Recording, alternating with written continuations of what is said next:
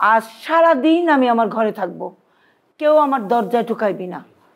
যদি ঢুকাইছিস তাহলে তোদের কপালে কিন্তু খুব খারাপই আছে।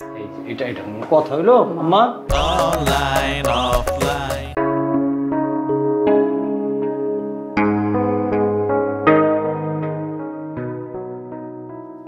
কি রে পাইলে তো সাথে করে নিয়ে আসতাম। কোথায় গেল নুরি? সারা মহল্লা সারা এলাকা খুঁজছে। তাইলে তো এখন আর কোনো ওয়ে নাই, জিডি করতে হবে তো। 24 ঘন্টা আগে তো থানায় জিডি নিবে না। এই তুই হসপিটালে খুঁজছিস? না, হসপিটালে খুঁজি নাই। চল দুজনে মিলে হসপিটাল খুঁজি। দাঁড়াও, হাসপাতালের খবর বাসায় বসেও নেওয়া যাবে, আবার লোকজন আছে। কিন্তু জানার দরকার নুরি কি আগেও এরকম করেছে কোনোদিন? না, ও তো এই বাসা থেকেই বের হয় না, গলি পর্যন্ত বের হয় না। এত বড় একটা মেয়েকে এরকম চর মারা ঠিক হয় না মা তোমার। চরের জন্য না, ও তোমার বকাঝকা শুনেই বের চলে গেছে। এখন তো সব দোষ আমার, এখন তোরা আমার বাসা থেকে বের করে দে। তোমাকে কেউ কথা বলছে মা? তোমার এটাই সমস্যা, এটা বেশি বেশি বুঝো। এই, আমি বেশি বেশি বলতে তুই কি বুঝাতে চাইছিস? তোমরা থামো তো। কেন আমাকে কেন থামতে হবে? আমি তো থেমেই আছি, তারপরেও আমাকে কেন থামতে হবে?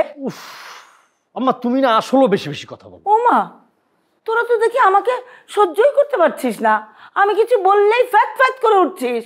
মা ফ্যাত ফ্যাত করে আমরা উঠি না, তুমি উঠো। আমি একটা জিনিস তো বুঝতেছি না, নূরের বিষয়ে কথা না বলে এটা কি শুরু করলা তোমরা? আচ্ছা, আমার জন্যই তোরা নুরির নিয়ে কথা বলতে পারতেছিস না? ঠিক আছে, আমি আমার ঘরে গেলাম। আজ সারাদিন আমি আমার ঘরে থাকবো, কেউ আমার দরজায় ঢুকাইবি না। যদি ঢুকাইছিস তাহলে তোদের কপালে কিন্তু খুব খারাপই আছে। এটা কথা হইলো আম্মা? কই যাও তুমি? কি দেশ না মারবো।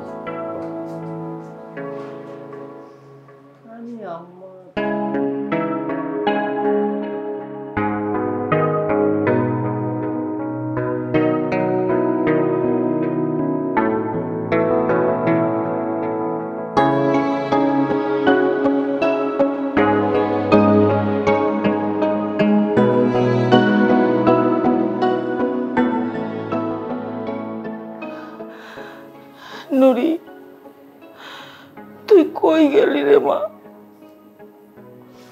আমার ভুল হয়ে গেছে মা,